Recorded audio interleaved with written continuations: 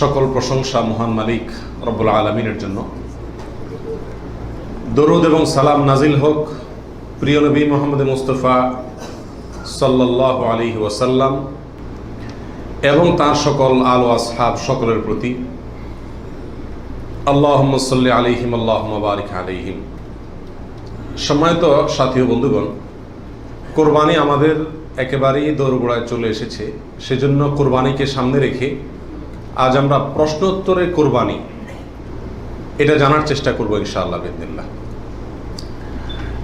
50টিরও বেশি প্রশ্ন কোরবানি প্রসঙ্গে আমি একত্র করেছি, যে প্রশ্নগুলোর উত্তরগুলো আমাদের জানা খুবই প্রয়োজন, এবং প্রশ্ন পেশ করে সাথে সাথে সংক্ষেপে আমরা তার উত্তর দেওয়ার চেষ্টা করব ইনশাআল্লাহ। খুব ডিপ বা গভীর ইলমি বা একাডেমিক আলোচনায় আমরা যাব না, সংক্ষেপে শুধুমাত্র উত্তরগুলো টাচ করে যাব, যেন আমরা বিশুদ্ধ রূপে সঠিক উপায়ে জেনে শুনে ভালোভাবে আমাদের কোরবানি আমরা সম্পন্ন করতে পারি। আল্লাহ তাআলা আমাদের সবাইকে আমাদের কোরবানিগুলোকে বিশুদ্ধ রূপে করার তৌফিক দান করুন। যে কোনো আমলের আগে ইলম শিখতে হয়, জানতে হয়। আমলের আগে ইলম জরুরি। যে কোনো বিষয়ে আপনি আমল করতে চাইবেন, সেই বিষয়ে আমল করার আগে বিষয়টি সম্পর্কে যদি বিশদ ধারণা থাকে, পরিষ্কার জ্ঞান থাকে, তাহলে সেই কাজটি সুন্দর রূপে সুচারুভাবে এবং যথাযথভাবে সম্পন্ন করা সম্ভব হয়। আর যদি না শিখেই কাজ শুরু করে দেন, না জেনেই কাজ শুরু করে দেন, তাহলে ভুল ত্রুটির কারণে সেই কাজ দ্বারায় যে ভালো ফলাফল আসার কথা, সে ফলাফল না এসে উল্টা হিতে আরও বিপরীত হওয়ার আশঙ্কা আছে। আর সেজন্যই কোরবানির মতো একটি আমল, যে আমলটি আমাদের দেশে মানুষ পরিমাণে ইসলামের যেসব কাজগুলো সবচেয়ে বেশি লোক করে সারা দেশে, তার ভিতরে একটা হলো এই কোরবানি। বেনামাজিও করে, বেরোজগারিও করে, ইসলামের অনেক কিছু না মানলে কি হয়েছে, কোরবানিটা করে। তো যেহেতু দেশের বিরাট একটা অংশ মুসলমানদের তারা কোরবানি করে, অন্য কোনোটা করুক আর না করুক, ঈদের নামাজটা পড়ে, কোরবানিটা করে। তো সেজন্য এই কোরবানিটাও যে করি আমরা, সেটাও বা কতটা বিশুদ্ধ হচ্ছে, এটা বড় প্রশ্নের বিষয়। সেজন্য আমরা জেনে নেব অল্প কথায় এই কোরবানি প্রসঙ্গে যে জিজ্ঞাসাগুলো আছে, যে প্রশ্নগুলো আছে সেগুলো। কারণ প্রশ্নের মাধ্যমে মানুষ কোনো কিছু শিখলে, সেটা সাধারণ আলোচনার মাধ্যমে শিখলে যতটা মনে থাকে তার চাইতে বেশি মনে থাকে। আল্লাহ তাআলা আমাদের সবাইকে উপকারী ইলম সবসময় গ্রহণ করার তৌফিক দান করুন। প্রিয় ভাইয়েরা, কোরবানি প্রসঙ্গে কোরআনে কারীমের একটি আয়াত আমি তেলাওয়াত করেছি। আল্লাহ সুবহানাহু ওয়া তাআলা বলেছেন, লা ইয়ানালাল্লাহা লুহুমুহা ওয়ালা দিমাউহা। তোমরা যে পশু আল্লাহকে সন্তুষ্ট করবার উদ্দেশ্যে জবাই করে থাকো, কোরবানি করে থাকো, এর গোশত, এর রক্ত কোনো কিছুই আল্লাহর কাছে পৌঁছায় না। ওয়ালাকিন ইয়ানালুহুত তাকওয়া মিনকুম, ওয়ালাকিন ইয়ানালুহুত তাকওয়া। কিন্তু তোমাদের অন্তরে যে তাকওয়াটা আছে, কোন মানসিকতা নিয়ে, কোন উদ্দেশ্য নিয়ে, কেন তুমি কোরবানি করছো, কোরবানি করার সময় তোমার মনের ভেতরকার অবস্থাটা কি, সেটা কিন্তু আল্লাহর কাছে ঠিকই পৌঁছে যায়। গোশত রক্ত জমিনেই থেকে যায়, দুনিয়াতেই থেকে যায়, উপরে ওঠে শুধুমাত্র তোমার অন্তরের ইচ্ছাটা, বাসনাটা। এই জন্য কোরবানি করার আগে সবচেয়ে গুরুত্বপূর্ণ পয়েন্ট হলো নিয়তকে খালেস করে নেওয়া। কি করে নেওয়া ভাই? নিয়তকে খালেস করে নেওয়া। কোরবানি করার আগে একটু ব্রেক দিন, একটু দাঁড়ান, একটু থামুন। আপনি কোরবানি করতে যাচ্ছেন, একটু থামুন। কেন কোরবানি করছেন? নিজেকে নিজে প্রশ্ন করুন এবং এই প্রশ্নের উত্তর নিজেকে নিজে দিন। এরপরে নিজেই বিচার করতে পারবেন আপনার কোরবানির কোনো বিনিময় আদৌ আল্লাহর কাছে পাবেন নাকি কিছুই পাবেন না। সম্মানিত সাথী বন্ধুগণ, যত মানুষ আমাদের সমাজে কোরবানি করে, এই বিশাল জনগোষ্ঠীর সবচেয়ে বড় অংশ বলা যেতে পারে, এই কোরবানিটা আমাদের জন্য আজ ফ্যাশনে পরিণত হয়েছে। এটার ইবাদত থাকে নাই। কারণ ইবাদত হয় সেই কাজ, যে কাজ বান্দা আল্লাহকে খুশি করার জন্য করে। কোরবানিটা সবচেয়ে বেশি সংখ্যক মানুষ করে, এর একটা কারণ এটাও যে কোরবানি এমন একটা ইবাদত যেটা নগদ লাভ নিজেই পায়, গোশতগুলা ফ্রেশ বাসায় উঠাইতে পারে, ঠিক না? ঠিক। এই কারণে সমাজের বড় একটা অংশ কি করে? কোরবানি করে। আবার অনেকে কোরবানি করে নিজের নেতাগিরি জাহির করার জন্য। নেতা সাহেব, এমপি সাহেব, মন্ত্রী সাহেব, ব্যবসায়ী সাহেব, হ্যাঁ, অমুক সাহেব, তমুক সাহেব, 10টা গরু, 5টা গরু, সবচেয়ে বড় গরু। এই যে একটা প্রতিযোগিতা, এই প্রতিযোগিতাটা মনে হচ্ছে ভালো কাজের প্রতিযোগিতা, আসলে এটা হলো এক ধরনের বড়াই, মাতবরির প্রতিযোগিতা, নিজের প্রভাব প্রতিপত্তি, নাম সুনাম এগুলোকে প্রতিষ্ঠিত করার প্রতিযোগিতা, যেটা কি প্রশংসনীয় নাকি নিন্দনীয়? নিন্দনীয়। এই জন্য ভাইরা আমার, কোরবানি করার আগে প্রথম একটু থেমে নিজেকে প্রশ্ন করতে হবে, আমি কেন কোরবানি করছি? আমি কি মানুষকে দেখাবার জন্য করছি না আল্লাহকে সন্তুষ্ট করার জন্য করছি? এই বিষয়টি নিজেকে নিজে প্রশ্ন করে এর ইতিবাচক এবং সঠিক উত্তর বের করে আনতে হবে, তারপরে কোরবানির দিকে পদক্ষেপ নিতে হবে। আল্লাহ তাআলা আমাদের সবাইকে বিশুদ্ধ রূপে সঠিকভাবে কোরবানি করার তৌফিক দান করুন। প্রিয় ভাইরা আমার, এবার আমরা চলে যাই প্রশ্ন উত্তরে সরাসরি। প্রথম প্রশ্ন হলো, কোরবানি কি?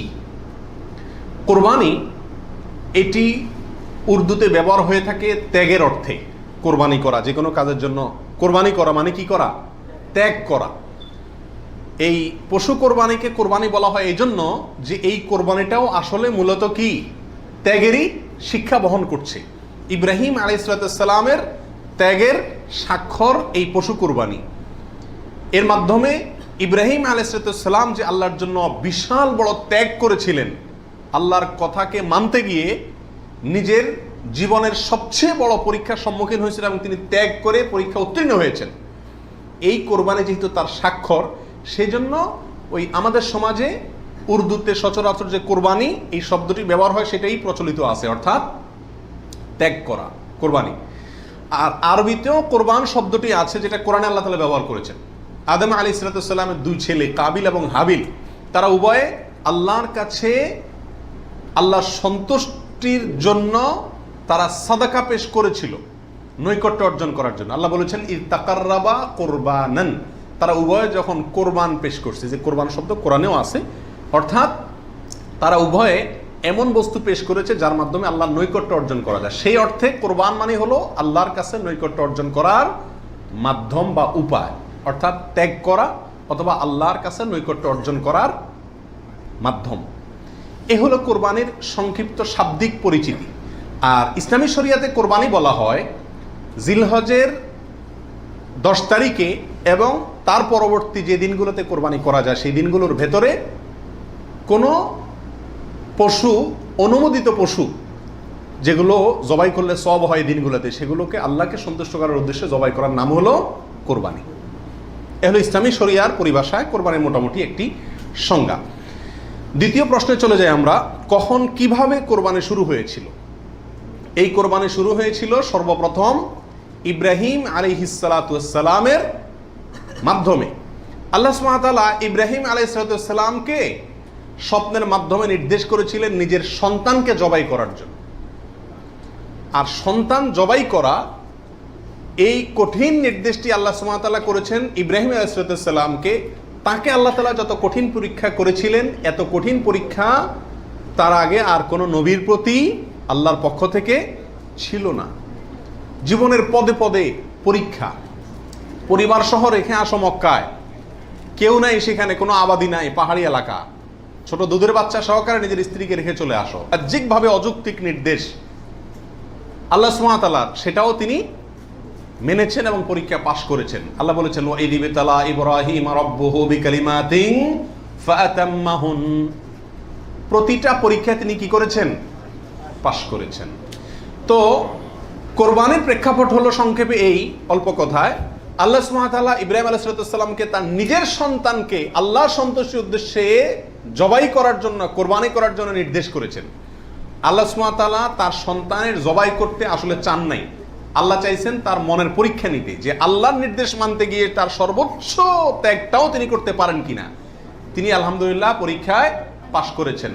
তিনি রাজি হয়েছেন, গেছেন, ছেলেও পাশ করছে, মায়েও পাশ করছে। ছেলের মাও রাজি, ছেলেও রাজি, বাপও রাজি।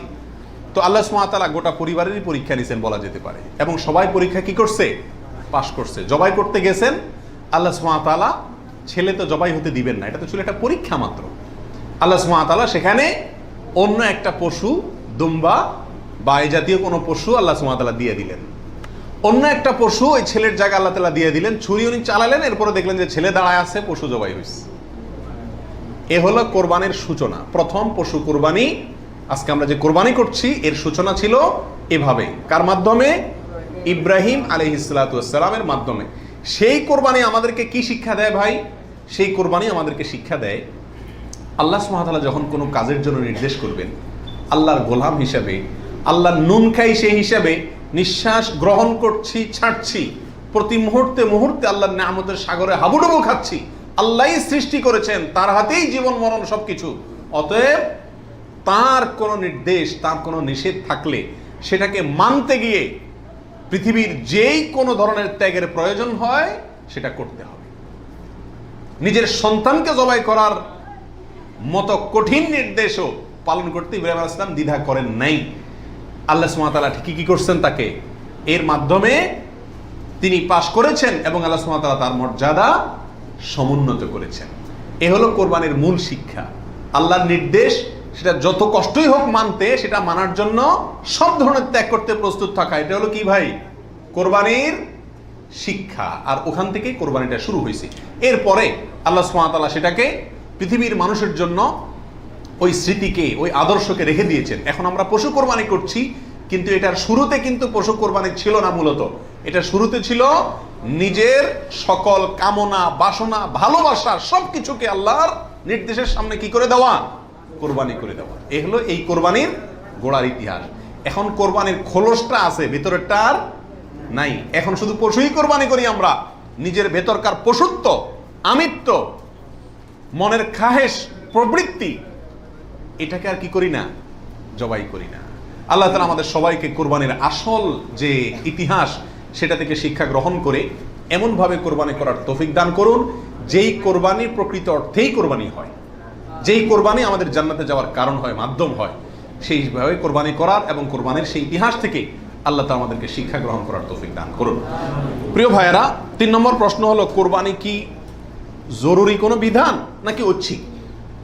অর্থাৎ কোরবানি কি সবার জন্য করা জরুরি, নাকি কোরবানি সুন্নাত, নফল, মুস্তাহাব জাতীয় কোনো আমল? তো এই বিষয়ে বলবো যে এই ক্ষেত্রে ওলামা একরামের 2টি প্রসিদ্ধ মত আছে। ওলামা একরামের অনেকেই বলেন যে কোরবানি করা এটা সকলের জন্য জরুরি, যাদের সামর্থ্য আছে। ঈদের দিন, কোরবানি ঈদের দিন অথবা পরবর্তী দিনগুলোতে যেগুলোতে কোরবানি করা যায়, এই সময়ের ভিতরে যার কাছে নেশা পরিমাণ টাকা আছে তার জন্য কোরবানি করা ওয়াজিব, জরুরি, বাধ্যতামূলক। না করলে গুনাহ হবে। এটা অনেক ওলামা একরামের মত। তাদের দলিল সংক্ষেপে শুধু দলিলগুলো হালকা হালকা টাচ করে যাই। মুসনাদে আহমদ, ইবনে মাজা, মুস্তাদরাকে হাকিম এবং আরো অনেক কিতাবে একটা হাদিস বর্ণিত হয়েছে, যে হাদিসকে মুহাদ্দিসিন ইকরাম সহিহ বলেছেন। আল্লামা আলবানী রাহিমাহুল্লাহ নিজে হাদিসে সহিহ বলেছেন। সেটা হলো এই, নবী সাল্লাল্লাহু আলাইহি ওয়াসাল্লাম বলেছেন, মান ওয়াজাদা সাআতান আন ইউদাহিয়া ওয়া লাম ইউদাহি ফালা ইয়াকরাবান্না মুসাল্লানা। অর্থাৎ যে ব্যক্তি কোরবানি করার সামর্থ্য তার আছে, সক্ষমতা আছে, সচ্ছলতা আছে, সেই ব্যক্তি যদি কোরবানি না করে, সে যেন আমাদের ঈদগাহে ঈদের নামাজ পড়তে না আসে। কোরবানি করার ইচ্ছা না রাখলে সে যেন ঈদের নামাজ পড়তে না আসে। এটা কিন্তু সতর্কবাণী। শরীয়তে এই ধরনের নির্দেশ সুন্নত নফলের ক্ষেত্রে করা হয় না, ফরজ ওয়াজিবের ক্ষেত্রেই সাধারণত করা হয়। এটা হলো অন্যান্য যুক্তি। দ্বিতীয় দলিল হলো, এটাও মুস্তাদে আহমদে আসছে এবং হাফেজ ইবনে হাজার আল আসকালানী রাহিমাহুল্লাহ, বিশ্ববিখ্যাত হাদিস ব্যাখ্যাতা, তিনি বলেছেন যে হাদিসটি বিশুদ্ধ। নবী সাল্লাল্লাহু আলাইহি ওয়াসাল্লাম বলেছেন, ইয়া আইয়ুহান নাস, হে লোক সকল, ইন্না আলা কুল্লি আহলি বাইতিন উদহাইয়াতুন ওয়া আতিরাতুন, নিশ্চয়ই প্রত্যেক পরিবারের লোকের উপরে, প্রত্যেক পরিবারের উপরে একটি করে কোরবানি এবং আতিরা, এটা ওয়াজিব। আতিরা হলো রজব মাসে যে পশুটি জবাই করা হয়, সেটা একসময় ওয়াজিব ছিল, পরে এটা রহিত হয়ে গেছে। তো এখানে নবী সাল্লাল্লাহু আলাইহি ওয়াসাল্লামের ভাষা হলো ইন্না আলা কুল্লি আহলি বাইতিন, প্রত্যেক পরিবারের উপরে কোরবানি করা জরুরি। জরুরি, আলা এই শব্দটি জরুরি অর্থ বোঝানোর জন্যই আসে। এটিও বিশুদ্ধ হাদিস। তাহলে আরো অনেকগুলো হাদিস আছে এই জাতীয়, যে হাদিসগুলোর আলোকে ওলামা ইকরামের একটা অংশ বলেন যে এই কোরবানি ওয়াজিব। ইমাম আজম আবু হানিফা রাহিমাহুল্লাহর মত এটা। এর বিপরীতে অনেক ওলামা ইকরাম বলেন কোরবানি করা ওয়াজিব নয়, এটা সুন্নাতে মুআক্কাদা। সুন্নাতে মুআক্কাদা মানে কি? সুন্নাত কিন্তু খুবই গুরুত্বপূর্ণ সুন্নাত, বিনা কারণে এটা ছাড়া মাকরুহ, অপছন্দনীয়, ভালো কাজ নয়। সুন্নতে মুআক্কাদা এবং ওয়াজিবের সাথে খুব বেশি তারতম্য নাই, কাছাকাছি গুরুত্বের বিচারে প্রায়। সাহাবীদের ভিতরে অনেক প্রসিদ্ধ সাহাবী তারা কোরবানি করতেন না, ওয়াজিব মনে করবে মানুষ এই ভয়, এরকম কোনো বর্ণনা পাওয়া যায়। তারপরে কোনো বর্ণনা জানাবে এটাকে সুন্নাতু আবিকুম ইব্রাহিম এ জাতীয় শব্দ ব্যবহার করেছেন। এসব কারণে ওনারা সুন্নত বলেন, সুন্নতে মুআক্কাদা বলেন। যাই হোক, সর্বসাকুল্যে এই কোরবানি খুবই গুরুত্বপূর্ণ একটি বিধান, এটা হলো নিশ্চিত। ওয়াজিবের মতটা গ্রহণ করলে এটা বেশি সতর্কতা হয় এবং ইখতিলাফ এবং মতপার্থক্যের ঊর্ধ্বে উঠা যায়, এবং অনেকগুলো বর্ণনা এর পক্ষে রয়েছে। 4 নম্বর প্রশ্ন হলো, কোরবানি কয়টা করতে হয়? এই প্রশ্নটা আজকাল এই জন্য করতে হচ্ছে যে এখন আমরা সমাজে কোরবানির সংখ্যা বাড়ানোর জন্য এক ধরনের প্রতিযোগিতা খেয়াল করতেছি। 3টা গরু, 5টা গরু, 7টা গরু, এমপি সাহেব, মন্ত্রী সাহেব, ব্যবসায়ী সাহেব, বিভিন্ন সাহেবরা করে কি করে না, এমনকি আমরাও একটা গরু একটা ছাগল, কারণ কেউ গরুর গোশত পছন্দ করে, কেউ ছাগল গোশত পছন্দ করে ঘরে, যার কারণে দুইটাই দিতে হয়, অথবা গরুতে 1 ভাগ দিতে হয়, আবার আলাদা ছাগল দিতে হয়। এই যে কোরবানির সংখ্যা বাড়ানোর একটা প্রবণতা আছে, আসলে ইসলামী শরিয়া কি বলে? কোরবানির পশু বা কোরবানির সংখ্যা কতগুলো হওয়া জরুরি? তো এর উত্তর হলো যে কোরবানি মূলত একটি কোরবানি যথেষ্ট। একাধিক কোরবানি হওয়া এটা কি না, জরুরি না। নবী আলাইহিস সালাতু ওয়াস সালামের ব্যাপারে সুনানে তিরমিজিতে একটা হাদিস আসছে, যেটা কি ইমাম তিরমিজি হাসান বলেছেন, অন্যান্য উলামা একরাম অনেকে জয়ীফ বলেছেন। কিন্তু জয়ীফ বললেও ওই একই বিষয়ে আরো বিভিন্ন হাদিস আছে। সর্বসাকুল্যে উলামা একরামের বিষয়টা প্রমাণিত। সেটা হলো যে নবী আলাইহিস সালাম 10 বছর মদিনাতে বসবাস করেছেন হিজরতের পরে, এবং এই 10 বছরের প্রতি বছর তিনি কোরবানি করেছেন। প্রতি বছর তিনি কি করেছেন? এবং 2টি হৃষ্টপুষ্ট ভেড়া তিনি কোরবানি করেছেন, 2টি করেছেন। তিনি যদি চাইতেন সংখ্যা অনেক বাড়াইতে পারতেন, উট এবং আরো অনেক বড় বড় পশু দিয়ে কি করতে পারতেন, কোরবানি করতে পারতেন। কিন্তু 2টি ভেড়া কোরবানি করেছেন। তার একটি হলো তার নিজের এবং নিজের পরিবারের পক্ষ থেকে, আরেকটি তার গোটা উম্মতের পক্ষ থেকে, তাওহীদবাদী উম্মতের পক্ষ থেকে। তাহলে বোঝা গেল কোরবানির সংখ্যা বাড়ানোর ভিতরে খুব বেশি কল্যাণ নাই। হ্যাঁ, কেউ যদি কোনো এলাকাতে গরিব মানুষকে খাওয়ানোর উদ্দেশ্যে বেশি কোরবানি করে, নাম ফুটানোর উদ্দেশ্য না থাকে, তাহলে অবশ্যই সেজন্য তিনি আল্লাহর কাছে কি পাবেন? আজর এবং সওয়াব পাবেন। 5 নম্বর প্রশ্ন হলো, কয়দিন পর্যন্ত কোরবানি করা যায়? কোরবানির সময়সীমা কতদিন? এর উত্তর হলো, এক্ষেত্রে ওলামা একরামের 2টি মত আছে। অনেক ওলামা একরামের মতে কোরবানি করা যায় ঈদের দিন, জিলহজের 10 তারিখ, আর 11 এবং 12 এই 3 দিন। এটা ইমাম আবু হানিফা রাহিমাহুল্লাহর মত। এর বিপরীতে অনেক ওলামা একরামের মত হলো কোরবানি এটা 4 দিন পর্যন্ত করা যায়। কোরবানি ঈদের দিন এবং তারপরে আরো 3 দিন, 11, 12, 13। যুক্তি হলো যে আইয়ামে তাশরিক, এক হাদিসে আসছে একেবারে সুস্পষ্টভাবেই যে আইয়ামে তাশরিক এই দিনগুলা সবগুলাই হলো জবাই করার দিন, অর্থাৎ কোরবানি করার দিন। সেহেতু আইয়ামে তাশরিক হলো ঈদের দিন, ঈদের পরে আরো 3 দিন, অর্থাৎ 13 তারিখ, চাঁদের 13 তারিখের সন্ধ্যার আগ পর্যন্ত। এ হলো কোরবানির দিন। তবে কোরবানি প্রথম দিন ঈদের নামাজের পরপরই করা বেশি উত্তম, এতে কোনো সন্দেহ বা ইখতিলাফ কারোর নাই। এবারে সারা দুনিয়ার উলামা একরাম একমত। কারণ নবী আলাইহিস সালাম ঈদের দিন ঈদের নামাজের পরপরই সাধারণত কি করতেন? কোরবানি করতেন। দ্বিতীয় তৃতীয় দিনে তিনি নিতেন না। অতএব একেবারে শুরুতেই করে ফেলা হলো সবচেয়ে উত্তম এবং বেস্ট। এবারে কারো কোনো দ্বিমত নাই। 6 নম্বর প্রশ্ন, কোন সময় থেকে কোরবানি করা যাবে? উত্তর হলো, ঈদের নামাজ যখন পড়া হবে, যেই এলাকাতে গরুটা জবাই হবে ওই এলাকাতে যখন ঈদের নামাজ শেষ হবে, ঈদের নামাজ শেষ হওয়ার পরপরে কি করা যাবে? কোরবানি করা যাবে। আরেক এলাকাতে ঈদের নামাজ শেষ হয়েছে, সেজন্য আপনার এলাকাতে আপনি কি করবেন না? কোরবানি করবেন না। আপনার এই পশু যারা কোরবানি করবে তারা ঈদের নামাজ পড়ার পরপরে কি করতে পারবেন? কোরবানি করতে পারবেন। এ হলো কোরবানির সময়। এরপরে আসি 7 নম্বর প্রশ্ন, রাতে কি কোরবানি করা যাবে? এই প্রশ্নের উত্তর হলো, রাতে কোরবানি করাকে ওলামা একরাম মাকরুহ বা অপছন্দনীয় বলেছেন। তার কারণ হলো, কোরবানি একটা আল্লাহর গুরুত্বপূর্ণ বিধান।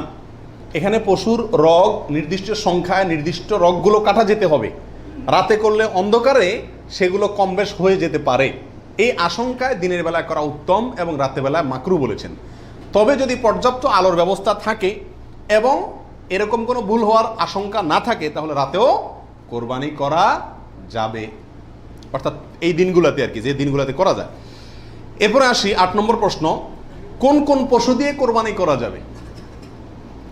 আপনি হাঁস মুরগি দিয়ে কোরবানি দিলে কোরবানি হবে কিনা? তো এর উত্তর হলো, বড় পশুর ভিতরে 3 ধরনের পশু আর ছোট পশুর ভিতরে 3 ধরনের পশু, এগুলো দিয়ে কি করা যাবে? কোরবানি দেওয়া যাবে। বড় পশুর ভিতরে কোরবানি দিতে পারবেন উট, গরু, মহিষ, এগুলো দিয়ে। মহিষ দিয়ে দিতে পারবেন কিনা এটা নিয়ে ওলামায়ের ভিতরে সামান্য ইখতিলাফ আছে। অনেকে মহিষকে গরুর অন্তর্ভুক্ত করেছেন, অনেকে করেন নাই।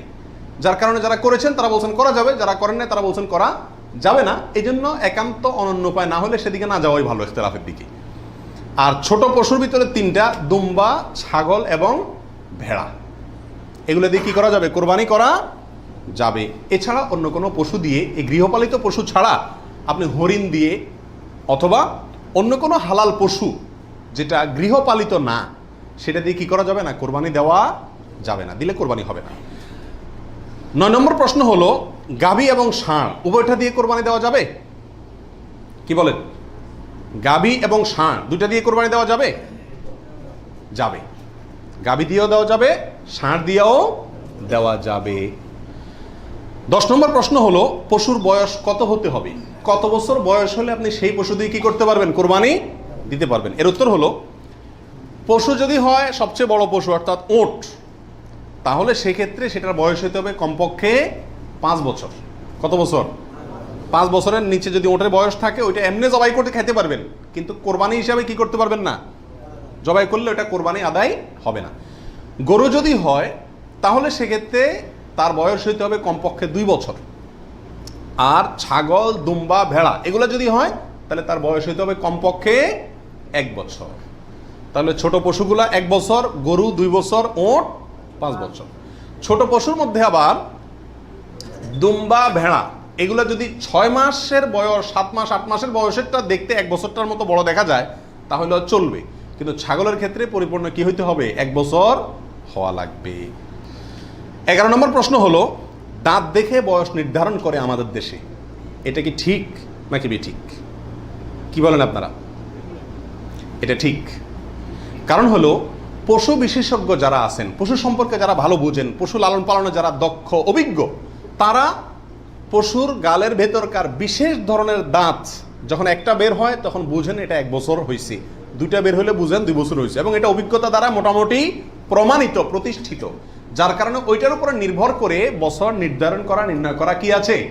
সঠিক। তবে কোনো পশু যদি নিশ্চিতভাবে জানা যায় তার বয়স 1 বছর, 2 বছর বা যেই পরিমাণ বয়স হওয়া দরকার সেই পরিমাণ বয়স হয়েছে কিন্তু দাঁত উঠে নাই, তবুও সেটা দিয়ে কি দেওয়া যাবে? কোরবানি দেওয়া যাবে। দাঁতটা মেইন না, মেইন হলো বয়সটা ওই পরিমাণ হয়েছে কি না। ওই বয়সে হওয়ার পরও কি থাকতে পারে? দাঁত নাও থাকতে পারে। এরপরে আসি 12 নম্বর প্রশ্ন, ত্রুটিযুক্ত পশু দিয়া কোরবানি দিলে কি কোরবানি হবে? ত্রুটিযুক্ত পশু, একটা পশুর ভিতরে কোনো দোষ আছে, ত্রুটি আছে, সমস্যা আছে, রোগবালাই আছে, ওইটা এমনি জবাই করে খেতে পারবেন, কিন্তু কোরবানি দিলে কোরবানি হবে কি না? এর উত্তর হলো, কিছু কিছু ত্রুটি আছে, যেই ত্রুটিগুলো থাকলে পশু কোরবানি করলে ওই কোরবানি যথেষ্ট হবে না।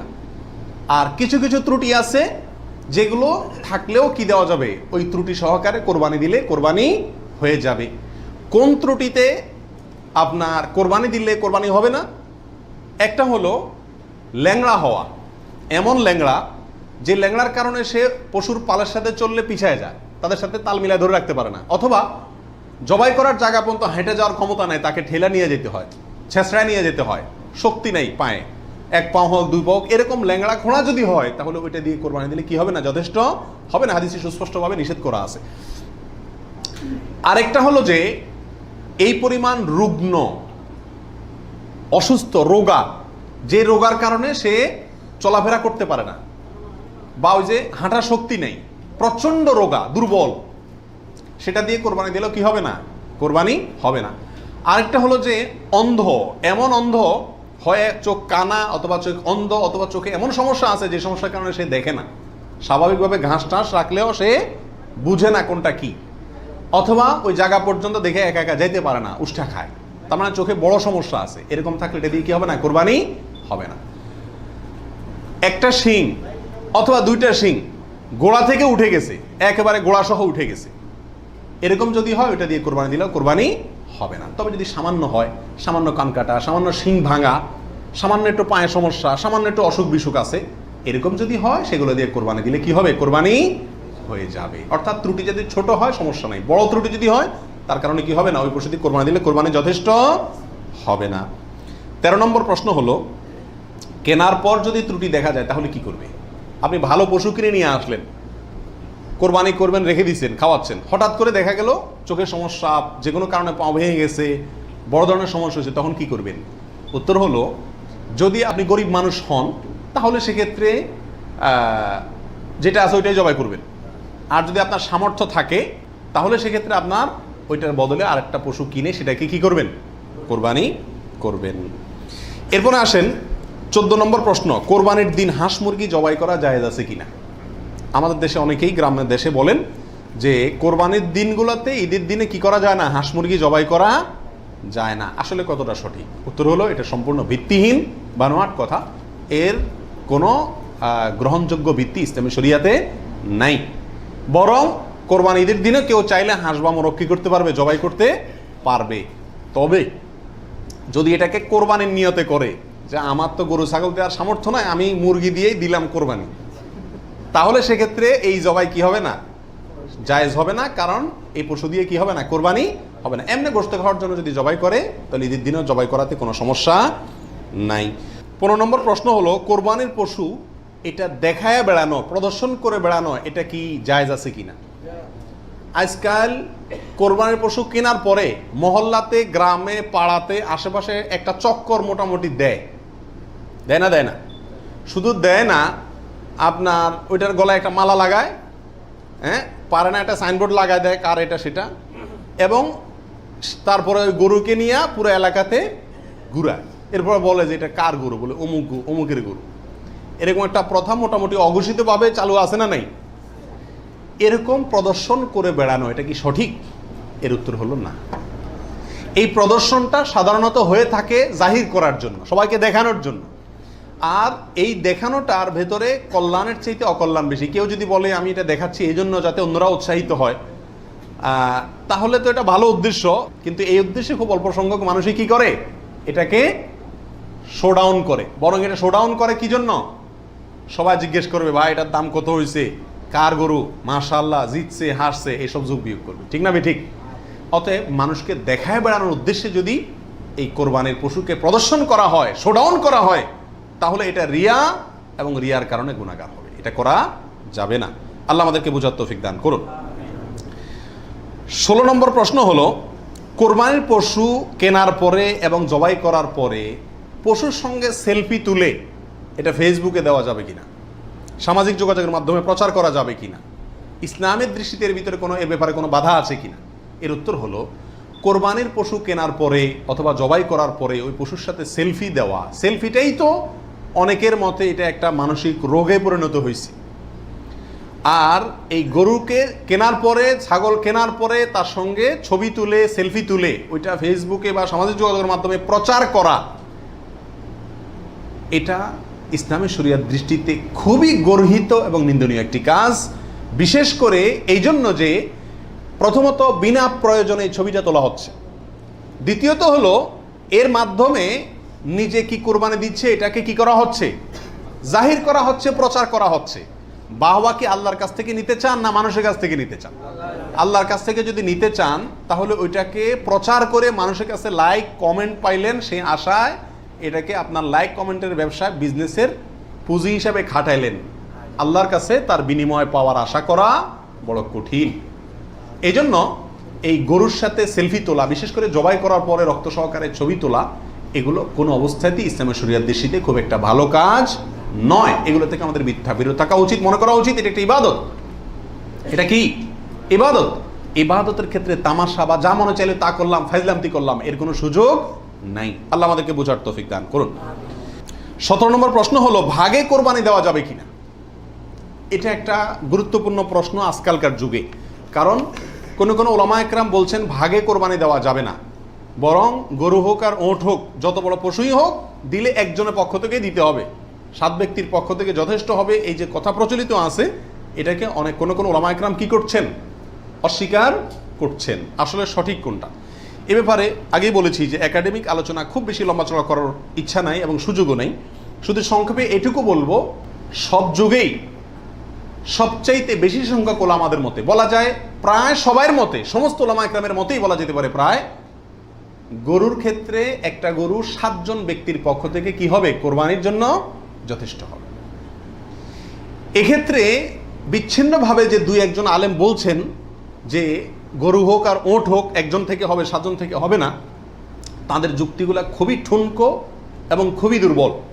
নবী আলাইহিস সালাম যে সফরে একাধিক ব্যক্তিকে কোরবানিতে অংশগ্রহণের সুযোগ দিয়েছিলেন, তারা বলেন যে এটা সফরের জন্য নির্দিষ্ট, অথচ নবী আলাইহিস সালাম সেটা নির্দিষ্ট করেন নাই, এটা ওনারা নির্দিষ্ট করছেন। নবী আলাইহিস সালামের কোনো নির্দেশ সফরে হোক, হাজারে হোক, সফরের বাইরে হোক, যে কোনো নির্দেশ সাধারণত ব্যাপকভাবেই সবার জন্য সব সময়ের জন্য প্রযোজ্য হয় যদি কোরআন এবং সুন্নাহর কোনো বর্ণনা দ্বারা নবী আলাইহিস সালাম নিজে ওইটাকে নির্দিষ্ট না করে দেন। তিনি সফরে যদি কোনো নির্দেশ করেন, ওই সফরের বাইরের জন্য সেটা কার্যকর হবে কি হবে না? যদি কেউ সফরের জন্য নির্দিষ্ট করতে চায় তাহলে তার জন্য পৃথক দলিলের প্রয়োজন। বিধায় এটাই হলো বেশিরভাগ ওলামা একরামের মত। বিচ্ছিন্নভাবে কোনো আলেমের মত থাকতে পারে, কিন্তু সে 1-2 জন আলেমের কথা না শুনে সংখ্যাগরিষ্ঠ ওলামা একরামের মতের উপর আমল করবেন। গরুর ক্ষেত্রে 7 জনের পক্ষ থেকে যথেষ্ট হবে। তবে একটা কথা এখানে বলতেই হবে, সেটা হলো উত্তম হলো একাকি দেওয়া, ভাগে না দিয়ে কিকে দেওয়া? একাকি দেওয়া। এক্ষেত্রে কারোর কোনো দ্বিমত নাই, একাকি দিতে পারলে সেটা সবচেয়ে বেস্ট এবং ভালো। 18 নম্বর প্রশ্ন হলো, পরিবারের সব সদস্য বা একাধিক সদস্য যদি সামর্থ্যবান হয় তাহলে সবাই দিবে, নাকি গোটা পরিবারের পক্ষ থেকে একজন দিলেই চলবে? নবী আলাইহিস সালাম থেকে এক্ষেত্রে একটা হাদিস বর্ণিত হয়েছে, যেটা একটু আগে আপনাদেরকে শুরুতে আমি শুনেছি, মুসনাদ আহমদে বর্ণিত হয়েছে এবং আরও অনেক হাদিসের কিতাবে কাছাকাছি হাদিস বর্ণিত হয়েছে। নবী আলাইহিস সালাম বলেছেন যে প্রত্যেক পরিবারের উপরে একটি কোরবানি জরুরি, প্রত্যেক পরিবারের উপরে উযহিয়াতুন, একটি কোরবানি জরুরি, আলা কুল্লি আহলি বাইতিন, এই ধরনের শব্দ তিনি ব্যবহার করেছেন, প্রত্যেক পরিবারের উপরে। এই হাদিস থেকে বোঝা যায় কোরবানি এটা এক পরিবারে একাধিক সদস্য যদি হয় সামর্থ্যবান, তথাপি যিনি মূল কর্তা তিনি দিলেন তাহলে সবার পক্ষ থেকে হয়ে যাবে। এর বিপরীতে ওলামা ইকরামের আরেকটি মত আছে, যেটা ইমাম আবু হানিফা রাহিমাহুল্লাহর মত, সেটা হলো কোরবানি পরিবারের একাধিক সদস্য যদি সবাই যদি সামর্থ্যবান হয় তাহলে প্রত্যেকের পক্ষ থেকে দিতে হবে।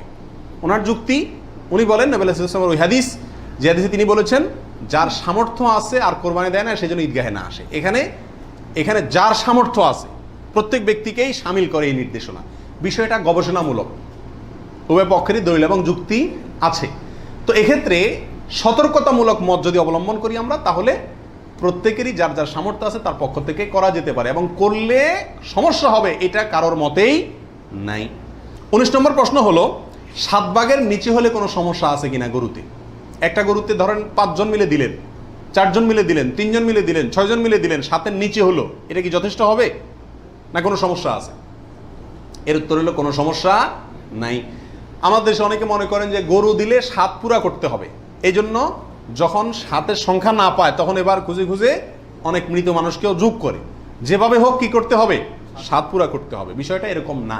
কোরবানির গরুতে সর্বোচ্চ 7 পর্যন্ত দেওয়া যায়, 3 জন, 2 জন, 7 জন, 5 জন, 6 জন, যে কোনো সংখ্যায় 7-এর নিচে থাকলেই কোরবানি দেওয়া যাবে। এরপরে আসেন 20 নম্বর প্রশ্ন হলো, অমুকের নামে কোরবানি দেওয়া, তমুকের নামে কোরবানি দেওয়া, 7 নামে, 3 নামে, 5 নামে, এরকম একটা কথা সমাজে প্রচলিত আছে। এই কথাটা বলাটা সঠিক কিনা? এর উত্তর হলো না, এটা সঠিক না, এই কথাটা ভুল।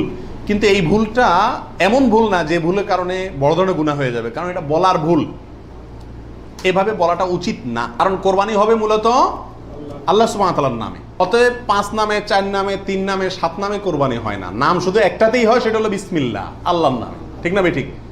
অতএব এই কথাটা বলার ভুল। এখানে বলতে হবে 7 জনের পক্ষ থেকে, 3 জনের পক্ষ থেকে, বা 3 শরিক, 5 শরিক, 5 শেয়ার, 5 ভাগ, এভাবে বলা যেতে পারে। কিন্তু বা অমুকের পক্ষ থেকে, তমুকের পক্ষ থেকে, এভাবে বলা যেতে পারে, কিন্তু অমুকের নামে, তমুকের নামে এভাবে বলাটা উচিত নয়। যদিও এখানে কেউ এই উদ্দেশ্যে বলে না যে আল্লাহর সাথে শরিক করে 3 জনের নামে দিচ্ছি, এরকম কেউ উদ্দেশ্য নেয় না, সেজন্য এটা কি হবে না, শিরকে পৌঁছাবে না। তারপর এভাবে না বলাই উচিত এবং উত্তম, নিরাপদ। 21 নম্বর প্রশ্ন হলো, নারী বুড়ি এটা অনেক সময় নিজেরা সাফ করতে কষ্ট হয় বা পারে না, তখন কাউকে দিয়ে সাফ করায়, সাফ করানোর পরে বলে সাফ করে দিবা, তুমি অর্ধেক নিবা, আমাদেরকে অর্ধেক দিবা। এরকম হয় কি হয় না? তাকে নাড়ি বুড়ির অংশ দিলেন অথবা পশুর গোশতের অংশ দিলেন, এটা জায়েজ আছে কিনা?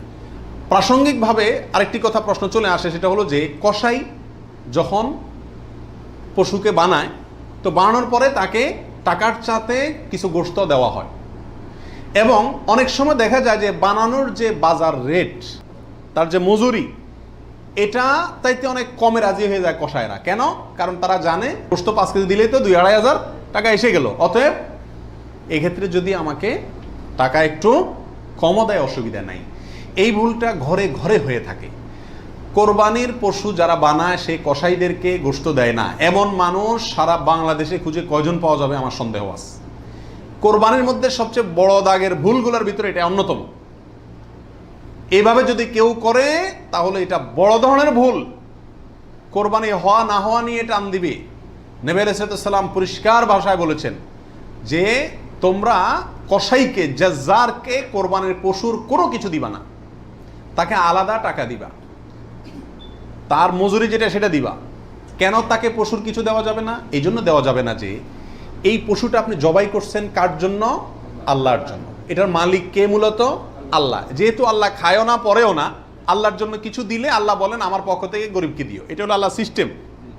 কিন্তু কোরবানির ক্ষেত্রে শুধু ব্যতিক্রম, আল্লাহ বলেছেন ঠিক আছে আমার জন্য দিছ, সবকিছুই গরিবকে দিতে বলি, এটা তোমার খাইতে দিলাম আমি। আল্লাহ আমাকে কি করছেন? খাওয়ার সুযোগ দিছেন। এখন আমি যদি এটা বিক্রি করি বা কোনো কিছুর বিনিময়ে কাউকে দেই, তাহলে সেটা কি হবে না? জায়েজ হবে না। কোরবানির পশুর গোশত যদি আপনি জাজ্জারকে দেন, কসাইকে দেন, তাহলে কেমন জন্য আপনি তার পরিশ্রমের বিনিময়ে তাকে এই অংশটা তাকে বিনিময় হিসাবে দিলেন, পারিশ্রমিক হিসাবে দিলেন, তাহলে এটা বিক্রি করার মতো হয়ে গেল। এই জন্য কি হবে না? এটা জায়েজ হবে না।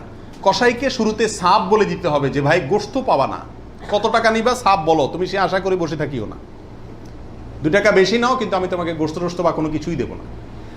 তবে হ্যাঁ, কসাই যদি আপনার প্রতিবেশী হয়, আপনার আত্মীয় হয়, অথবা অন্য গরিব মানুষ হয়, অন্য 10 জন গরিবকে যে পরিমাণ দিতেন তাকেও সে পরিমাণ দেন, তাহলে সমস্যা নেই, ওইটা ঠিক আছে।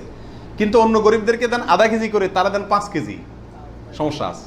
কারণ 4.5 কেজি আপনি কেন দিলেন? তাকে কাটছে সেজন্য, এটা বিনিময় হয়ে যাচ্ছে, এই জন্য এটা করা যাবে না। অতএব নাড়ি বুড়িও যদি কেউ সাফ করে, তাকেও কি দেওয়া যাবে না? ওই নাড়ি বুড়ি সাফের বিনিময়ে নাড়ি বুড়ির অর্ধেক বা গরুর কোনো অংশ তাকে দেওয়া যাবে না। সাফ করলে সাফের বিনিময়ে তাকে ক্যাশ টাকা দিয়ে দিবেন। কথা বুঝতে পারছি? নাড়ি বুড়ি যদি দিতে হয় তাহলে গরিব মানুষ হিসাবে দিলেন, সেটা ভিন্ন কথা, কিন্তু এজ এ তার কাজ পারিশ্রমিক হিসাবে কি করতে পারবেন না? দিতে পারবেন না। এটা বড় বহুলের ভিতরে একটা, এবং এটা প্রচুর পরিমাণে মানুষকে সচেতন করা দরকার ব্যাপারে। 22 নম্বর প্রশ্ন হলো, কোরবানির ভাগিদারদের মধ্যে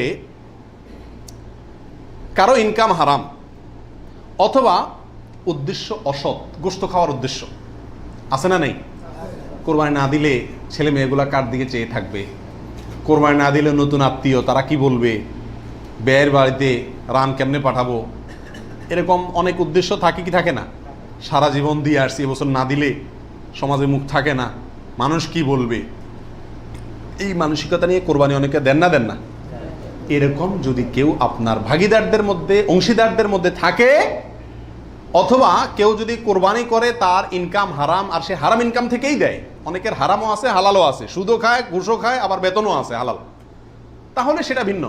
একজনে কোরবানির পশুতে হারাম ইনকাম ইনভেস্ট করছে আপনি জানেন, অথবা তার উদ্দেশ্য অসৎ, তাহলে এই পশুতে আপনি এবং আরো যে কয়জন অংশগ্রহণ করবে কারোর কোরবানি হবে না। এই জন্য অংশীদার এবং কোরবানির ভাগই নেওয়ার ক্ষেত্রে বহু হিসাব নিকাশ করে নিতে হবে। যে ব্যক্তি গোশতের ধান্দায় বা অন্য কোনো ধান্দায় করে তাকে ভাগিদার নেওয়া যাবে না। কথা বুঝে আসছে? নিতে হবে যে শুধুমাত্র আল্লাহর সন্তুষ্ট করার জন্য, আল্লাহর সন্তুষ্টির জন্য যে কোরবানি করে তাকে, এবং সরাসরি হারাম টাকা ইনভেস্ট না করে ওই ব্যক্তিকে, যার ইনকাম হালাল, এরকম ব্যক্তিকে ভাগিদার হিসাবে নিতে হবে। আর না হলে ভাগি দেওয়ার দরকার নাই, একা একাই দিতে হবে। আল্লাহ তৌফিক দান করুন। 23 নম্বর হলো, রাসূল করিম সাল্লাল্লাহু আলাইহি সাল্লামের পক্ষ থেকে কোরবানি দেওয়া যাবে কিনা। আমাদের দেশে প্রচুর পরিমাণে মানুষ রাসূল করিম সাল্লাল্লাহু আলাইহি সাল্লামের পক্ষ থেকে কি দেয়? কোরবানি দিয়ে থাকে। এর উত্তর হলো, রাসূল আকরাম সাল্লাল্লাহু আলাইহি সাল্লামের নামে উম্মত হিসাবে আপনি তার পক্ষ থেকে কোরবানি দিতে পারবেন। নবী আলাইহিস সালাম নিজেও কোরবানি দিয়েছেন তার উম্মতদের পক্ষ থেকে। তবে মৃত ব্যক্তির নামে কোরবানি দেওয়ার ক্ষেত্রে জীবিত ব্যক্তির সাথে মিশিয়ে দেওয়া, মিক্স করে দেওয়া, জীবিত ব্যক্তির সাথে অধীনস্থ করে মৃত ব্যক্তির নাম যোগ করা বা তার পক্ষ থেকে দেওয়া, এটা হলো সবচেয়ে ঝামেলামুক্ত এবং মতপার্থক্যের ঊর্ধ্বে উঠা। কথা বুঝতে পারছি? শুধুমাত্র মৃত ব্যক্তির নামে স্বতন্ত্র কোরবানি না দিয়ে জীবিত ব্যক্তির নিজের নামের সঙ্গে মৃত ব্যক্তিকে যুক্ত করে দিলেন, এই মতটাই হলো সবচাইতে সতর্কতামূলক মত এক্ষেত্রে মৃত মানুষের পক্ষ থেকে কোরবানি দেওয়ার ক্ষেত্রে। 24 নম্বর প্রশ্ন হলো, মা বাবা, স্ত্রী, বড় ভাই এদের কাউকে খুশি করার জন্য কারোর পক্ষ থেকে, সমাজে বলে কারোর নামে কোরবানি দেওয়া যাবে কি যাবে না? উত্তর হলো না। এটা রিয়া, লৌকিকতা, মানুষ দেখানো, এটা শিরকে আসগর। আমাদের সমাজে একটা সমস্যা দেখা দেয় কোরবানির সিজন আসলে। কথার কথা, একটা পরিবারে আপনি একটা গরুতে একটা অংশ কোরবানি দিবেন অথবা ছাগল কোরবানি দিবেন, সেক্ষেত্রে মা চায় যে আমার নামে দেখ, মানে আমার পক্ষ থেকে দেখ, বাপে চায় যে আমার পক্ষ থেকে দেখ। এখন ছেলে চিন্তা করে কারে খুশি করব। অনেক সময় স্ত্রী স্বামী দুজনের ভিতরে চায় যে আমার নামে দেখ, বড় ভাইয়ের নামে না দিলে বড় ভাই মুখ কালো হয়, এই জন্য কার নামে দিবে এটা নিয়ে এক ধরনের হেজিটেশনে মানুষ ভুগে। এক্ষেত্রে অনেক সময় অংশ বাড়ায় দেয় শুধু মাকে খুশি করার জন্য, যে ওনার নামেও কি করলাম, একটা দিলাম। এটা এক ধরনের রিয়া বা লৌকিকতা। যদিও যদি সওয়াবের উদ্দেশ্যে থাকে যে উনি ভালো কাজ করতে চান, সেই হিসাবে ওনাকে আমি ভালো কাজে সহায়তা করলাম, তাহলে ভিন্ন কথা। কিন্তু সাধারণত এই চিন্তাটা খুব কমই থাকে। এই জন্য কাউকে খুশি করার টার্গেটটা কোরবানিতে থাকা উচিত না। আর মা বাবা বা অন্যদেরও মনে রাখা উচিত, যার সামর্থ্য আছে সে দিবে, যে মূল কর্তা সে দিবে। এক্ষেত্রে আমার নামে দিল না, অমুকের নামে দিল না, অমুকের পক্ষ থেকে দিল না, এই জন্য মন খারাপ করা তাদেরও উচিত না, এটা বোকামি। 25 নম্বর প্রশ্ন হলো, কয়েকজন মিলে এক ভাগ কোরবানি দিতে পারবে কিনা? 2 জন 3 জন 4 জন 5 জন মিলে এক ভাগ কোরবানি দিতে পারবে কিনা? প্রবাসে দেখা যায় একটা রুমে 3 জন 4 জন আছে, তো কোরবানিদের দিন 4 জন মিলে যায় কি করে, একটা ছাগল কিনে নিয়ে আসে, আয়না জবাই করে। তো 4 জন মিলে যদি একটা ছাগল দেয় অথবা একটা অংশ গরুতে হোক অথবা ছাগলে হোক, কোরবানিতে যদি একাধিক ব্যক্তি যদি এক অংশ দেয়, কোরবানি হবে? হবে না। একটা অংশ একজন দিবে, সেখানে কয়েকজন যদি সেখানে অর্থায়ন করে, কয়েকজন ভাগ বসায়, আর এক অংশ কয়েকজন মিলে দেয়, তাহলে কি হবে না? কোরবানি হবে না, ওটা গোশত খাওয়া হবে। প্রবাসে যারা, যেসব ভাইয়েরা, লক্ষ লক্ষ ভাইয়েরা প্রবাসী আছেন, দেখা যায় যে 5 জন 6 জন 7 জন একটা রুমে আছেন, তো তারা সবাই মিলে একটা ছাগল কিনে এনে গোশত খান, কোরবানি তাদের উদ্দেশ্য থাকে না। আমি তাদেরকে অনুরোধ করব যে আপনারা কেন একটা পদ্ধতি অবলম্বন করেন না, যাতে আপনাদের কোরবানির সওয়াব হবে, গোশতও খাওয়া হবে। সেটা হলো এই, আপনাদের 6 জনের মধ্যে সবাই টাকাটা একজনকে মালিক বানায় দেন, যে ভাই আপনি সিনিয়র মানুষ বা আপনি বড় ভাই, আপনাকে আমরা সবাই মিলে 100 করে 500 রিয়াল দিলাম, আপনি এই টাকা দিয়ে একটা ছাগল আয়না কোরবানি করেন। উনি ওনার জন্যই কোরবানি করলো, আপনারা সবাই টাকাটা দিলেন, তাহলে আপনারা যে সহায়তা করলেন সব পেলেন কি পেলেন না? আর ওনার কোরবানিটাও হয়ে গেল, গোশতও খাওয়া হয়ে গেল, একসাথে সবগুলা পাখি এক ডিলে মারা গেল। আর যদি সবাই ঈদের দিনই জবাই করবেন ছাগল, তাহলে কোরবানি কেন করবেন না? একটু চালাক হলেই কোরবানির সওয়াবটাও হয়ে যাচ্ছে, গোশত খাওয়াটাও হয়ে যাচ্ছে। প্রবাসী ভাইদের ভিতরে এই সমস্যাটা প্রচুর পরিমাণ দেখা যায়, যে 5-6 জন মিলে ছাগল কিনে কোরবানির নিয়ত কেউই করে না, অথবা সবাই মিলে কোরবানির নিয়ত করে, যার দুইটাই কি ভুল। 26 নম্বর প্রশ্ন হলো, কোরবানির টাকা অন্য কেউ যদি দিয়ে দেয়, তাহলে কোরবানি হবে কিনা? আমি গরিব মানুষ, আমি কোরবানি করতে চাচ্ছি, অথবা সামর্থ্যবান, আমাকে একজনে টাকা দিয়ে দিল যে আপনাকে একটা ছাগল দিয়ে দিলাম, অথবা আপনার ছাগলের টাকা দিয়ে দিল যে আপনি কোরবানি দিয়েন। আমার পক্ষ থেকেই কোরবানি দেওয়ার জন্য কেউ আমাকে টাকা দিয়ে সহায়তা করলো, হেল্প করলো, এতে আমার কোরবানি দিলে কোরবানি হবে কি হবে না? কি বলেন আপনারা? হবে। যদি কেউ টাকা দিয়ে আপনাকে কোরবানির জন্য সহায়তা করে, ছাগল কিনে দিল, গরু কিনে দিল, কোরবানির অংশের টাকা দিয়ে দিল, আপনার পক্ষ থেকে কোরবানি দেওয়ার জন্যই আপনাকে টাকা দিছে, তার টাকা দিয়ে আপনি নিজে কোরবানি দিলেন নিজের পক্ষ থেকে, এটাতে কোনো অসুবিধা নাই। যে কোনো অর্থনৈতিক ইবাদতে অর্থটা যদি দ্বিতীয় পক্ষ দিয়ে দেয়, অন্য কেউ দিয়ে দেয়, এবং তার টাকা দিয়ে আপনি ইবাদতটা করেন, তাহলে জায়েজ আছে। যেমন আপনি হজ করবেন, আপনি ওমরা করবেন, আপনাকে হজের টাকাটা আমি দিয়ে দিলাম, আপনি হজ করবেন আমি দিয়ে দিলাম, আমি এটা আমার পক্ষ থেকে করার জন্য দেই না, আপনার হজ আপনি করেন, আমি টাকা দিয়ে দিলাম, হেল্প করলাম আপনাকে, অথবা কিছু হেল্প করলাম, এটাতে কোনো অসুবিধা নাই। ওমরার ক্ষেত্রেও নাই, ঠিক কোরবানির ক্ষেত্রেও অন্য কেউ টাকা দিলেও আপনার পক্ষ থেকে কোরবানি করার জন্য যদি অর্থায়ন করে বা সহায়তা করে বা টাকা দেয়, সেই টাকা দিয়ে আপনি কোরবানি দিলে কি হবে? আপনার কোরবানি হয়ে যাবে। 27 নম্বর প্রশ্ন হলো, লোন করে কোরবানি করা যাবে কিনা, হাওলাত করে ঋণ করে কোরবানি করা যাবে কিনা? এর উত্তর হলো যাবে, যদি সেই ঋণের টাকাটা দেওয়ার মতো ব্যবস্থা বা ইচ্ছা সদিচ্ছা থাকে, তাহলে ঋণ করেও কি দেওয়া যাবে? ঋণ করে ভালো কাজ করা যায়। 28 নম্বর প্রশ্ন হলো, ঋণগ্রস্ত ব্যক্তির জন্য কোরবানি দেওয়া উত্তম নাকি ঋণ দেওয়া উত্তম? উত্তর হলো ঋণ দেওয়া উত্তম, কারণ কোরবানির চাইতে তার জন্য ঋণের গুরুত্ব বেশি। সে যদি ঋণগ্রস্ত হয়, তার জন্য কোরবানি ইসলামী শরীয়তে তার জন্য কোরবানি না, তার জন্য ঋণ দেওয়া জরুরি। সে ঋণ পরিশোধ করবে, এরপরে টাকা থাকলে কোরবানি দিবে, না থাকলে কোরবানি দিবে না। কিন্তু আমাদের আজকাল অবস্থা হলো, ঋণ থাকলেও আমরা কোরবানি দিই, কারণ না দিলে মুখ রক্ষা হয় না, ছেলে মেয়ে কার দিকে চেয়ে থাকবে, গোশত কোত্থেকে খাবে। অতএব এগুলা কোরবানি না, এগুলা নিছক গোশত খাওয়া এবং ফুর্তি। 29 নম্বর প্রশ্ন হলো, হাজি সাহেবদের জন্য দেশে কোরবানি করা জরুরি কিনা? যারা হজ করতে আসছেন তারা দেশে তাদের পক্ষ থেকে কোরবানি দিতে হবে কিনা? উত্তর হলো না। হাজি সাহেবরা যারা আসছেন তারা হজ করতে এসে হজের পরে তারা দমের শকর দিচ্ছেন, শুকরিয়া স্বরূপ যে দম দিচ্ছেন, যেটাকে আমরা কোরবানি বলি, এখানে দিচ্ছেন, তাদের জন্য দেশে তাদের পক্ষ থেকে আর কোরবানি দেওয়া কিনা জরুরি না। তাছাড়া তারা মুসাফির অবস্থায় মুসাফির ব্যক্তির জন্য কি দিতে হয় না? কোরবানি দিতে হয় না। 30 নম্বর প্রশ্ন হলো, বিয়ের অলিমার গোশত সংগ্রহের জন্য কোরবানি করা জায়েজ আছে কিনা? আমাদের দেশে উল্লেখযোগ্য সংখ্যক বিয়ে হয়ে থাকে কোরবানিদের পরে।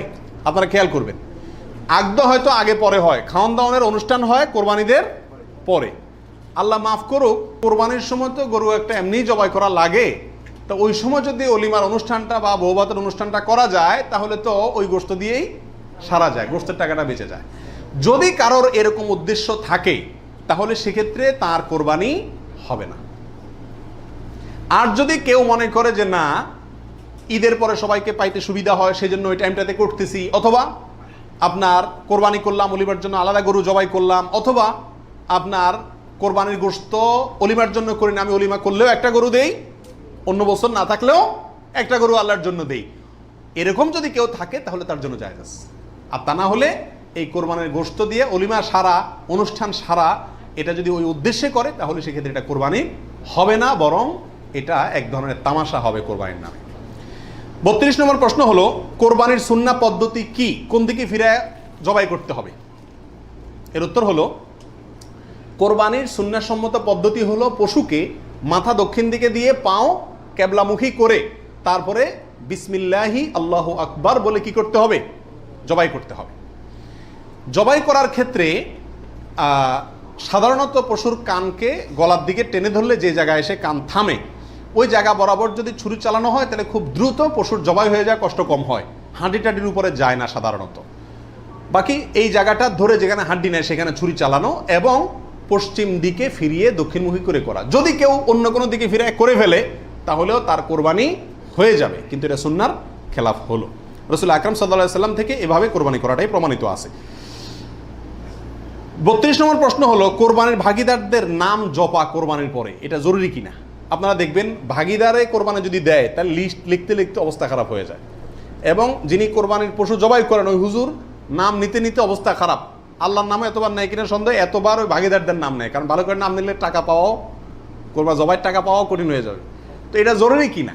উত্তর হলো, এটা মুস্তাহাব।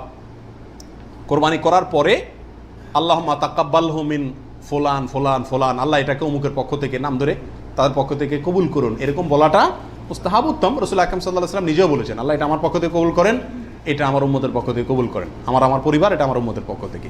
তাহলে এভাবে সবার পক্ষ থেকে কোরবানি, যে কয়জন দিচ্ছে তাদের পক্ষ থেকে কোরবানি হচ্ছে, এই কথাটা, এবং তাদের পক্ষ থেকে আল্লাহ কবুল করেন, এটা বলাটা উত্তম, মুস্তাহাব কিন্তু কিনা। কোনো কারণে যদি এটা কেউ বলতে ভুলেও যায়, নিয়ত যেহেতু আছে আল্লাহ জানেন, অতএব কি হয়ে যাবে? কোরবানি হয়ে যাবে।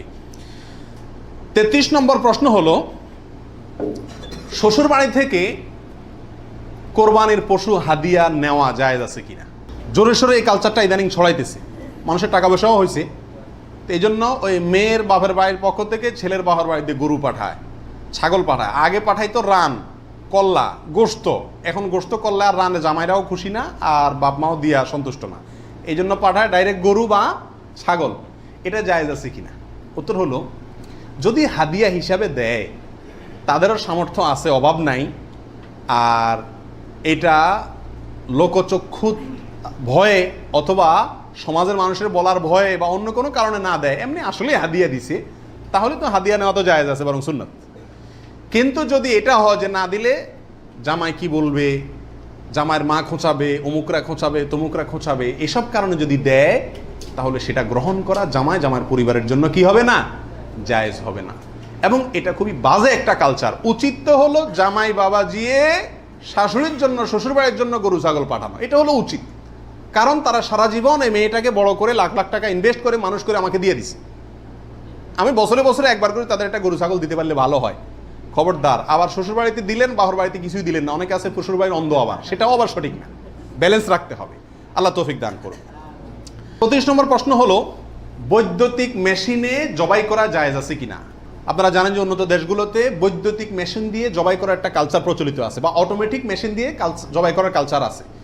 এটা দিয়ে জবাই করলে জবাই হবে কিনা? উত্তর হলো, পশু জবাই হওয়ার জন্য শর্ত হলো পশুর নির্দিষ্ট কয়েকটা রগ আছে, রগগুলা কাটা যেতে হবে এবং রক্ত প্রবাহিত হইতে হবে।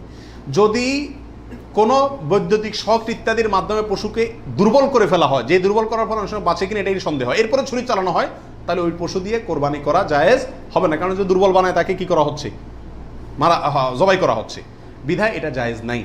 আর যদি ছুরি দিয়ে করা হয় এবং মানুষের হাত না লাগে এবং বিসমিল্লাহ বলা হয়, মুসলমানে সুইচ চালায়, তাহলে সেক্ষেত্রে ছুরি দিয়ে যদি জবাই হয়, কাটা যায়, তাতে কি হবে? কোরবানি হয়ে যাবে ইনশাআল্লাহ, এবং জবাই বিশুদ্ধ হবে।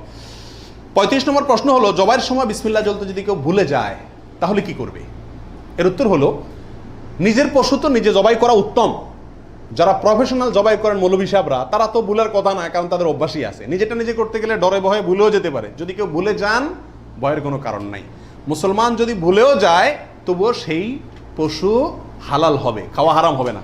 ইচ্ছাকৃত যদি কেউ বিসমিল্লাহ না বলে, সেটা ভিন্ন কথা, সেটা সমস্যা আছে। কিন্তু ভুলে যদি বিসমিল্লাহ না বলে, তাতে পশু হালালই থাকবে, হারাম হবে না ইনশাআল্লাহ। 36 নম্বর প্রশ্ন হলো, কোরবানিকারীকে কি চুল, নখ ইত্যাদি কাটা থেকে বিরত থাকতে হবে? উত্তর হলো হ্যাঁ। নবী রাসূলুল্লাহ সাল্লাল্লাহু আলাইহি ওয়াসাল্লাম বলেছেন, মান আরাদা আন ইউদাহিয়া, যে ব্যক্তি কোরবানি করার ইচ্ছা রাখে, পোষণ করে, ফালা ইয়াখুয মিন শা'রিহি ওয়া আযফারিহি শাইআ, সেই জন্য তার নখ, চুল ইত্যাদি কোনো কিছুতে হাত না দেয়। কোরবানির ঈদের 10 দিন আগে, চাঁদ যেদিন উঠবে ওই দিন থেকে নিয়ে ঈদের দিন পর্যন্ত এগুলো করা যাবে না। কি করা যাবে না? চুল, নখ ইত্যাদি কাটা যাবে না, কাটবে না কোরবানিকারী ব্যক্তি।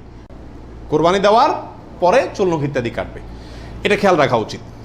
37 নম্বর প্রশ্ন হলো, কোরবানিকারী ব্যক্তি এই 10 দিন দাড়ি শেভ করতে পারবে কিনা? জটিল একটা প্রশ্ন। কোরবানি করবেন, বাকাওয়াতি করবেন, খুব ভালো কথা, জায়গায় এসে ধরা গেছেন, দাড়ি শেভ করতে পারবেন কিনা? উত্তর হলো না। দাড়ি তো কোরবানি করলেও শেভ করা যাবে না, না করলেও শেভ করা যাবে না, এটা তো সর্বাবস্থায় চাঁচা হারাম। সেক্ষেত্রে কোরবানির এই সিজনগুলোতে এসে গুরুত্বটা আরো বাড়ে। একে তো এমনি হারাম, আবার কোরবানি করছেন, সেজন্য নবী সাল্লাল্লাহু আলাইহি ওয়াসাল্লাম বলছেন আপনি যেন না ধরেন, এগুলোতে হাত না দেন। তাহলে কোরবানি করার যদি ইচ্ছা থাকে, আল্লাহকে সন্তুষ্ট করতে আসলেই মনে চান, তাহলে এই 10 দিন দাঁড়িয়ে কি করতে পারবেন না? শেভ দিতে পারবেন না। খোঁচা খোঁচা দাঁড়িয়ে নিয়ে কি করতে হবে? মসজিদে যেতে হবে। কোরবানি দেওয়া শেষ, এবার কি করতে পারবেন? দাঁড়িয়ে শেভ করতে পারবেন না, তাও যাবে না। আল্লাহ আমাদের বোঝার তৌফিক দান করুন। 38 নম্বর হলো, কোরবানির গোশত দিয়ে দিনের প্রথম খানা খেতে হয়, এই কথাটা কতটুকু সঠিক? উত্তর হলো পুরাই সঠিক। রাসূল আকরাম সাল্লাল্লাহু আলাইহি সাল্লাম থেকে বর্ণিত হয়েছে যে তিনি ঈদুল আজহাতে, ঈদুল ফিতরের ব্যতিক্রম করতেন। ঈদুল ফিতরে কিছু একটা মিষ্টি খেয়ে, খেজুর টেজুর খেয়ে তারপরে ঈদগাহে যেতেন। আর ঈদুল আজহাতে সারাদিন কিছু খেতেন না, কোরবানির পশুর গোশত দিয়ে প্রথম খানা খেতেন দিনের। অতএব আপনি গরু দেন, ছাগল দেন, যেটা দিয়ে কোরবানি করেন, দিনের প্রথম খানা কি দিয়ে হওয়া উত্তম? ওই গোশত দিয়ে হওয়া উচিত। গোশতটা তো আল্লাহকে দিয়ে দিয়েছেন, আল্লাহর নামে জবাই করছেন, আল্লাহ আপনাকে হাদিয়া দিয়েছেন। এই জন্য আল্লাহর হাদিয়ার আগে একটু পেটটা খালি রাখেন, আকর্ষণ করে খান, তাহলে ইনশাআল্লাহ সেটা আপনার জন্য, আপনার আল্লাহর হাদিয়াকে আপনি মূল্যায়ন করলেন, সেটা প্রমাণ হবে।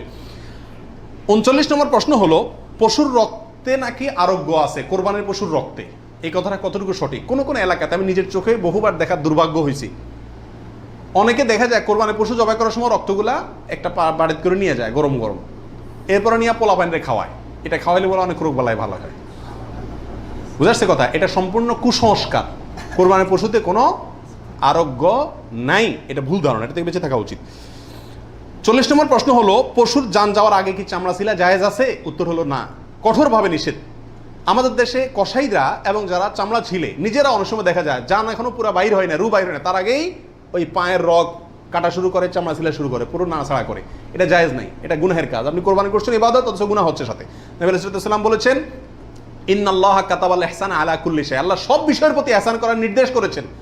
অতএব ফাইদা কাতালতুম ফাআহসিনুল কিতলাতা ওয়া ইযা যাবাহতুম ফাআহসিনুজ যাবিহাতা, তোমরা যখন কোনো পশুকে জবাই করবে তখন ওই পশুর প্রতি রহম করিও, ভালো করে ধারটা দিয়ে নিবেন। নবী সাল্লাল্লাহু আলাইহি ওয়াসাল্লাম বলছেন যাতে করে তার রু বের হইতে কষ্ট না হয়। সেখানে জীবিত অবস্থায় এখনো মরে নাই, আপনি চামড়া ছিলা শুরু করে দিলেন, এটা খুবই অন্যায় এবং জুলুম। কোনো পশু কষাই যদি করে তাকে থামাই দিবেন যে রু যেতে দাও, তারপরে হাত দাও।